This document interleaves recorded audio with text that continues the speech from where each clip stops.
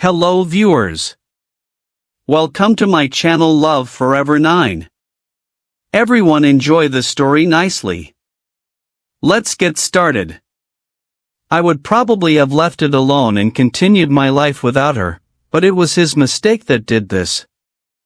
He made me act on this mistake, and whether she saw it or not, their complete disregard tore me apart. That it was obvious that Samantha, with whom I had lived for 6 years, would not be my wife for long. Part of the problem in our marriage was that I had been working too much over the past 6 months. I was in line for a serious promotion, which would come with a significant salary increase. This meant that Sam could quit her job, and we could start our family. Another problem was that Samantha is a beautiful woman, one of those breathtaking beauties who haven't learned to be a bitch when men flirt with her. Not that she flirts back, but she has a wonderful smile that sends the wrong signal. Since Sam resembles Scarlett Johansson so much, with the same beautiful face and magnificent body, just taller, men naturally gravitate towards her. For some time, I had suspicions. She worked late too often, and she had to go out of town more frequently. But the mistake on his face at their company's holiday party was undeniable evidence. I almost had to force Sam to invite me to this party, and now I knew why respect is an important thing in my family. By the way, my name is John Simoncelli. If you'll spare me a few minutes, I'll give you just one example. In high school, I was the best player on the school team. It was at the beginning of the season, and we were facing a team with the best chances of not letting us into the championship. The opponent's pitcher threw a fastball straight at my head. The ball missed my face but hit my helmet. I stood up and ran first. I looked at the pitcher, and he insulted me with a smirk, and then quietly said with just one mistake, "Chicken." I lunged at him and surprised him to no end. Instead of playing like in most baseball games, I hit him with my fist straight in the nose, breaking it and splattering his beautiful white uniform with blood. After that, hell broke loose. I was suspended pending a hearing on whether I would be disqualified forever. My coach looked at me with considerable disgust, but my old man stood by me when he drove me home. "I saw what that jerk did," he said to himself. "You can't let these punks disrespect you.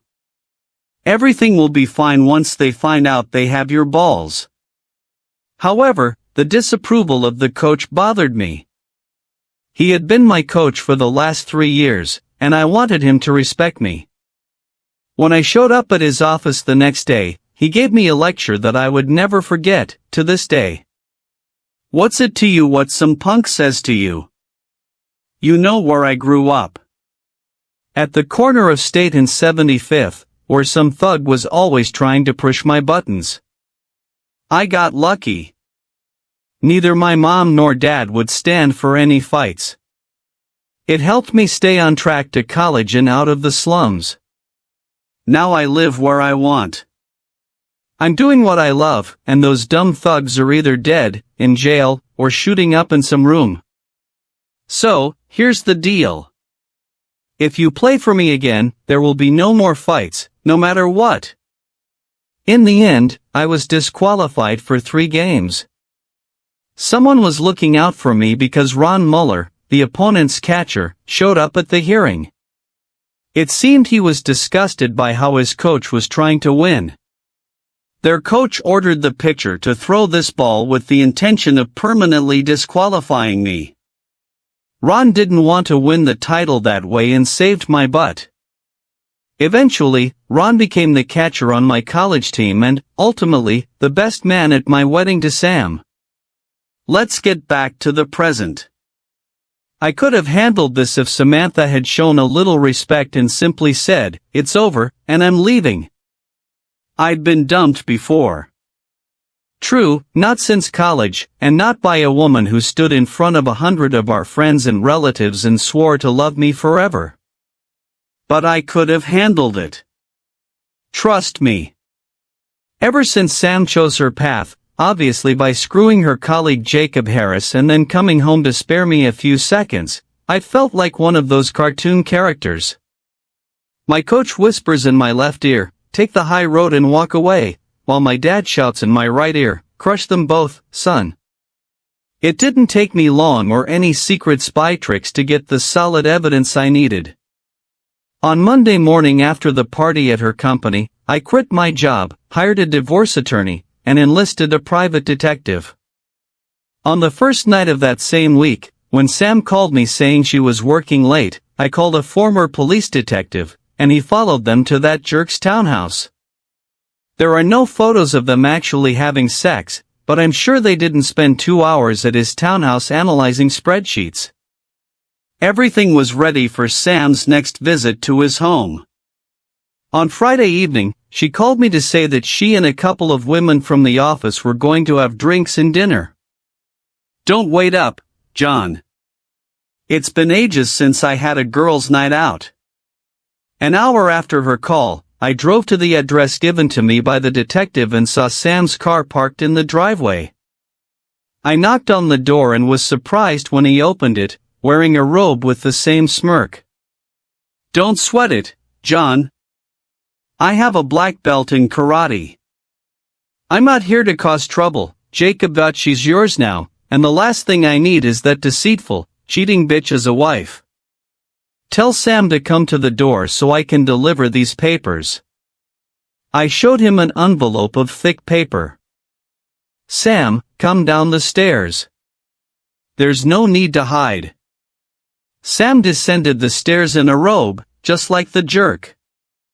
I almost smiled. "Sam, here are the divorce papers. Find yourself a lawyer and have them or him contact mine to arrange the settlement.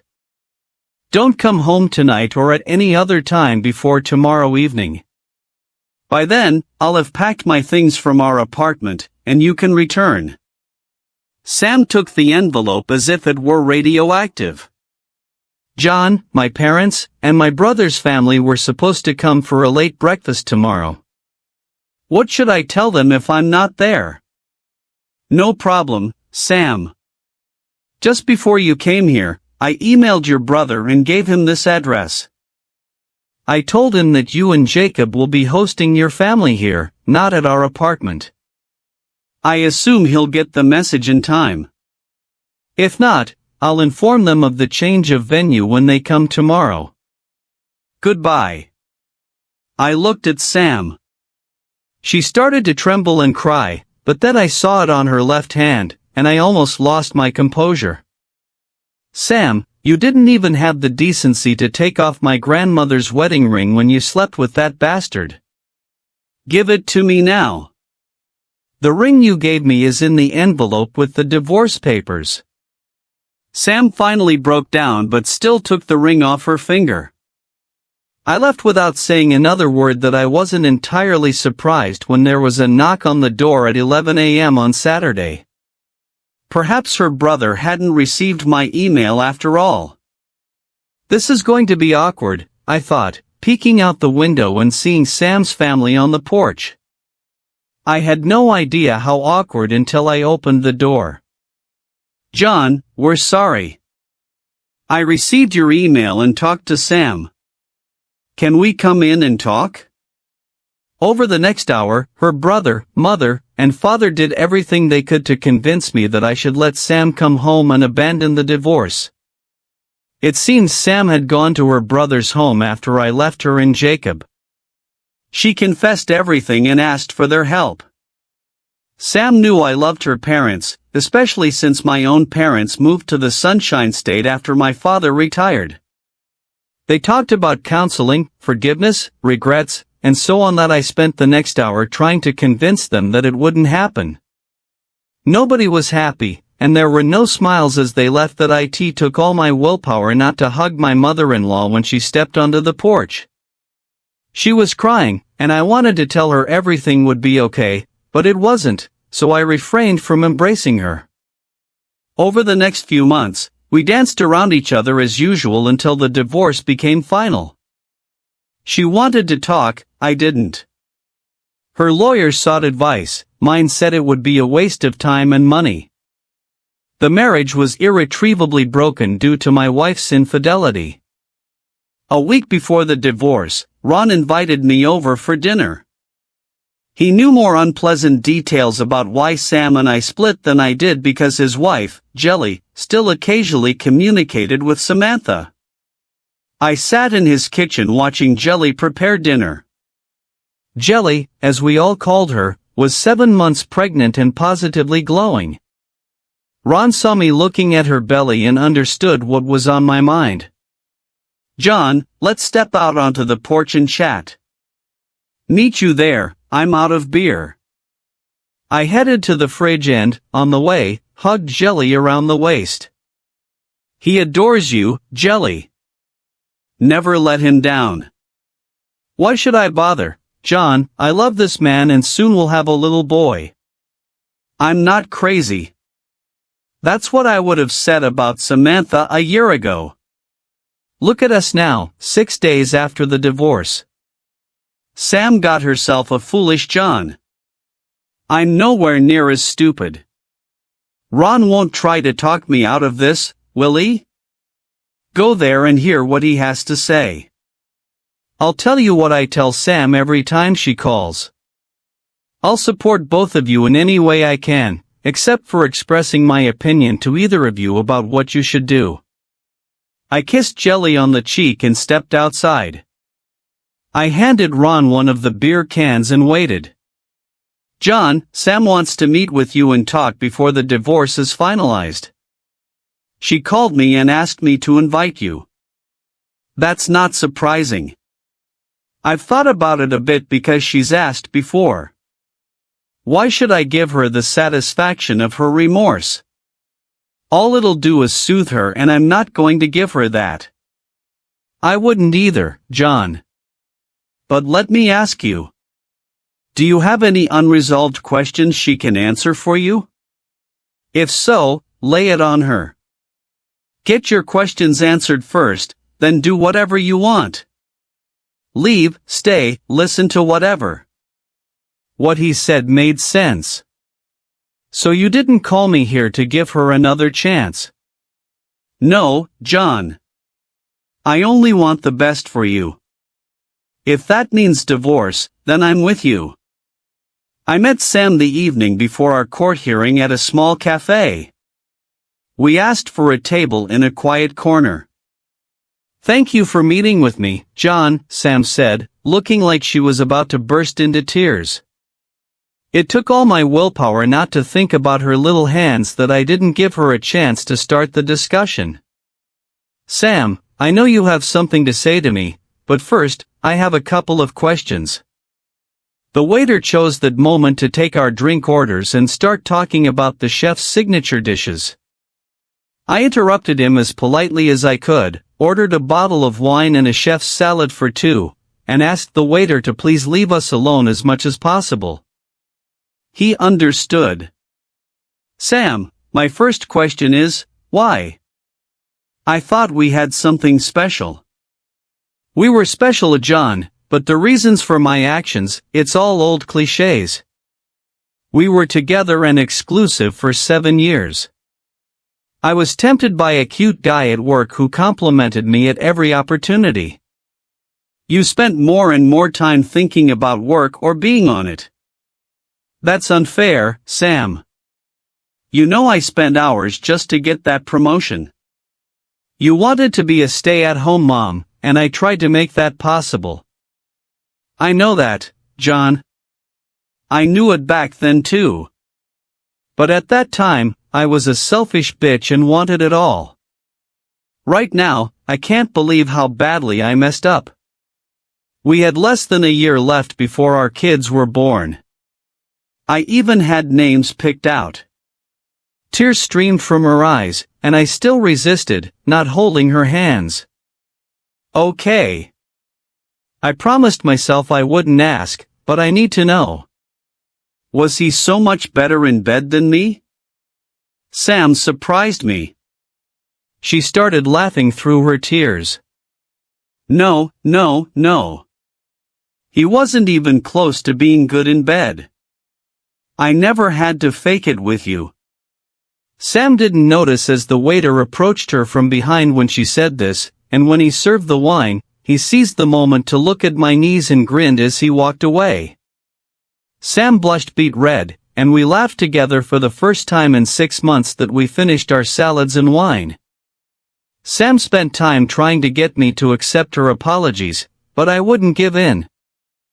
I told her I might someday, but it was too harsh and too soon. As we got up to leave, Sam dropped one last bomb on me. This is another reason for my actions. John, sometimes you can be as cold as ice. Our marriage will be over tomorrow, and you're like a statue. No tears, no screams. I cry myself to sleep every night. Did you really ever love me? Sam, I loved you more than you can imagine. But first, let's clarify a couple of things. Several times tonight, you mentioned your actions. Let's call it what it was. You cheated on me, Sam. You slept with another man when you should have been faithful, betraying everyone else. Secondly, whether I go home tonight and get drunk or cry, that's my business. Most likely, after our divorce tomorrow, you and the asshole will become a couple. He has already shown what he thinks of me by sleeping with my wife, ruining my marriage and laughing at me the whole time. If I cry now or tell you about my bad nights, you'll surely tell him someday. Then that arrogant jerk will laugh at my expense again. Don't push me, Sam. You don't want to see the demon lurking beneath the surface. The next day, I didn't go to court. My lawyer took care of it. It was a modern divorce, without fault, with a fair division of assets. That day, the marriage had just fallen apart. Months passed after the divorce. I used that time to plan. I did get a promotion at work and a significant raise, but I had no one and nothing to spend it on. I probably spent too much time reading porn stories after Ron told me about it one evening over drinks. Ron told me about the ins and outs of the category, loving wives, and said there were hundreds of stories where the abandoned husband avenges his ex-wife and her lover. I read the stories, took notes, and evaluated my favorite methods of revenge. Ideas that would land me in jail were rated quite low. Psychological terror was rated quite high. The rating changed after one day when I had the misfortune of encountering Jacob. At that time, I didn't know it, but after our divorce, Jacob and Sam started dating again and were now engaged. Jacob made it clear to me that he won, I lost. Sam was fantastic in bed, he couldn't get enough, and apparently there was something wrong with me since he got her into bed so easily when we were married. Was I a coward for turning and walking away? I wasn't afraid of Mr. Black Belt, but I had just spent 2 years busting my ass to get this promotion, and any physical altercation would have screwed that half of my life over. This guy already messed up my personal life. Will he find satisfaction in ruining my work life too? I walked away. Then my method of payback hit me like a thunderbolt out of the blue. That it's a funny trait of some guys. They can't resist and dip their pen in the company inkwell. Jacob wasn't an exception. Sam wasn't the first woman from their company he dated. Once, Helen Smith, a woman I met at one of the corporate parties, called me. She wanted to meet me for dinner, her treat. Things were getting serious between Jacob and Helen, or so she thought, when he suddenly started treating her like a plague. Jacob dumped Helen when he decided to pursue my wife. The relationship between Jacob and Helen heated up again while Sam was dealing with our divorce, but it turned cold immediately after the divorce was finalized, and Jacob and Sam became a couple again. Helen was furious, and there's no fury like a woman scorned. How could you let Jacob steal your wife without even putting up a fight? I was at that holiday party last December and saw how Jacob behaved. I was still in love with Jacob and hoped you would fight for your wife. You did nothing. Are you ignorant or just weak? This dinner invitation was Helen's attempt to toughen me up that I leaned back in the chair, took a sip of my drink, and pondered how to respond to her challenge. Helen, I'm sorry, I don't know you. I don't know how much I can trust you. Right now, trust is limited. But I can tell you I'm not weak, and someday there will be consequences. Have you ever heard the saying, revenge is a dish best served cold? Helen looked at me. Damn, I didn't think. Are you Sicilian? Correct. And if you're truly interested in some revenge, just sit tight, and one day I'll call you and ask for a favor. Nothing illegal, but very important. That evening, I returned home, and my ideas began to clarify. But could I trust Helen to keep her mouth shut? I discreetly checked with someone I could trust, and he confirmed Helen's story. Helen and Jacob were dating, and their breakup coincided with Sam and Jacob's relationship becoming public. As we talked, my source apologized for missing our initial meeting and not warning me beforehand. He kindly informed me that the company's top management was tired of the romantic drama associated with Jacob's affairs, was in the process of rewriting corporate policies regarding workplace romances, and that Jacob, according to rumors, was skating on very thin ice. During my separation and for 2 months after the divorce, I hired an escort for my sexual and social needs. Cindy Fox, I suppose that was her professional name, and I went out for dinner or shows every 2 to 3 weeks and ended up spending a couple of hours having sex in bed before she went home. It cost me a pretty penny, but as I mentioned, I had nowhere else to spend my increased salary after the promotion at work. It was my first time paying for sex, at least directly, but I didn't want to tempt myself with rekindling relationships. So Cindy became my go-to whenever I had such desires. She also became an integral part of my plans that I called Helen and told her that if she agreed, she had only 2 tasks. Firstly, to give me Samantha's schedule for the time when she would be out of town on business. Secondly, to approach Jacob at the right moment and ask him to meet her in a public place to sort things out. The next day, Helen called me. Sam was supposed to leave town for 3 days and nights in 2 weeks. Helen had contacted Jacob and arranged to meet him on the first evening of Sam's trip at a bar, just to have a drink and chat, but I'm sure Jacob thought it might be the last time he'd see Helen. Cindy laughed when I explained the first part of my plan, but I truly shocked her when I outlined the second part. Cindy, have any of the women who do what you do ever contracted a social disease? I'm not talking about deadly things like AIDS, I'm talking about curable things like gonorrhea. Of course, it happens, but rarely. Most girls insist on condoms. I know a couple who have sex without a condom, but they try to be careful and charge double for that privilege. There were a couple of girls who had to get treated. Could you do me a favor, please? Let me know when one of the girls has something extra. I'll pay her for sex without the rubber and I'll pay you the same as for your search. Are you kidding me? You want to give this guy something? Nothing deadly, just something to ruin his wedding night.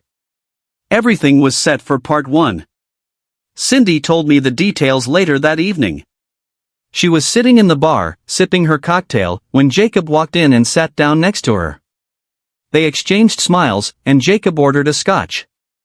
Cindy was dressed in a regular business suit and looked very professional, not that professional. Jacob's mobile phone rang almost immediately. Of course, Helen, I understand. I hope your mom gets better. Jacob hung up and immediately turned to Cindy. Hi, I just got dumped because my girlfriend's mom got sick. Can I buy you another? Cindy grinned broadly at Jacob. Sure, I can handle 2, but don't try to get me drunk. I've been on the road for 2 weeks, and in that time, I haven't seen my husband. A girl starts to get lonely. Cindy flashed the engagement ring I bought at a pawn shop for just such an occasion. It was like waving a red cape in front of a bull. Jacob took the bait. My name is Jacob, nice to meet you. And they drank and chatted for about half an hour. Cindy actually had a third glass and tried her best to appear a little tipsy. Before she finished the third, Jacob was trying hard to seduce her. Light touches on her hand and leg, charming conversation with enough sexual innuendo to try to warm her up. Cindy told me it was hard not to laugh at all the effort he was putting into this, considering she was getting paid. Finally, she got tired of the seduction. She finished her cocktail and invited him up to her room. Jacob and Cindy had sex twice in her room. Of course, Jacob didn't know that the whole event was being photographed. Cindy kicked him out, saying she needed to compose herself and get some sleep, but not before getting his mobile number. Then we looked at the photos on my laptop. I promised that any pictures where she could be recognized would be deleted before the camera or memory card left the room. Even after deleting half of the photos, we're left with dozens that show Jacob sleeping with this stranger. The wedding was still a month away. I hoped we'd be lucky by the end of the month. 2 weeks later, Cindy called me with news. One of the girls has gonorrhea. I found out because she asked me and another girl to cover for her while she takes her medication. Did you tell her about my request? In brief, she's willing to talk, but bear in mind she's a professional and will probably charge you double because she thinks it'll be hard for you to find a replacement. What about your rate? Is it changing? No, I suppose we made a deal and you always take good care of me. And it's true because I always left her extra tips to sew Cindy and I met with this young lady. She insists on not being named and worked out the details for the second part. It will cost me a few thousand, but it's worth it. Cindy calls Jacob the next day. Hi, Jacob, darling. It's N from the hotel. Remember me? How could I forget? Are you in town? Yes, I thought. Are you ready for the sex of your life? Pretty confident. We had a lot of fun that night, but what are you willing to do to make it the sex of my life? I'm here at the hotel with a colleague. She's wild and after what I told her, she thought you could handle both of us tonight. Can you handle it? Of course, Jacob's self-esteem made him believe that two women would want to him. I just need to make a quick call and I'll be in the lobby. Not in the lobby. Just come up to room 449. We'll be here. Bring some chilled vodka. When Jacob arrived at room 449, our mysterious girl was there, but Cindy was not. Where's N? He asked. And got a call from home. Her son got sick, and she went back to her room, introducing her husband to the schedule. She said he's dealing with a sick child for the first time. But you and I can start, and they did. Cindy never showed up, but our mysterious girl did everything she could to make Jacob forget about the threesome. After he left at 10, she met us at the local cafe and collected the remainder that I owed her. I admit, I felt like shit doing that to the guy, but he's such an asshole that by the time he left, I was almost feeling better. She took the envelope and walked out the door. Cindy looked at me and shrugged. I told you she's a pro. You paid me for the night. Want to go to your place? I wanted to, and we went. That I waited a week after the wedding and finished my project. Both Sam and her company received envelopes in the mail with fake return addresses. Each envelope contained a brief letter and a set of photographs. The letter to Sam read, Dear Mrs. Harris, I regret to inform you of some bad news, but it seems your husband and my wife were involved while she was in your town. A private investigator hired to gather evidence provided me with these photographs. I included only those showing his face so you have no doubts it's him. I wasn't planning on telling you, except that I just received a message from my doctor that she infected me with a social disease. Perhaps you'll want to get tested. The soon-to-be ex-husband of your husband's whore. The letter to the CEO read, Dear Sir, just thought you should know the kind of person working in your company. According to my wife, he picked her up at a bar, got her drunk, and infected her with a social disease. I don't know if this letter will reach you or if you even care, but I keep an eye on this scumbag. Seems he has no morals. A regretful husband. Everything fell into place quickly. Sam's family ended the marriage, Jacob was fired, and there are rumors they both got treated. It's handy to have a friend in the county health department. I was largely busy getting my life together. Sometimes, I envisioned potential scenarios. In one scenario, I beat the crap out of Jacob. In another, I pretend to reconcile with Sam, take her to another country, and then leave her there with no credit cards, passport, etc. I could have done the same if not for the vision of her mother and what it would do to her. Maybe I was cruel to my ex-wife, but not to my ex-mother-in-law's daughter, but I quickly lost interest as my new job became more engaging and challenging. This continued until the next Simoncelli family picnic. There was Uncle Vin, my father's older brother.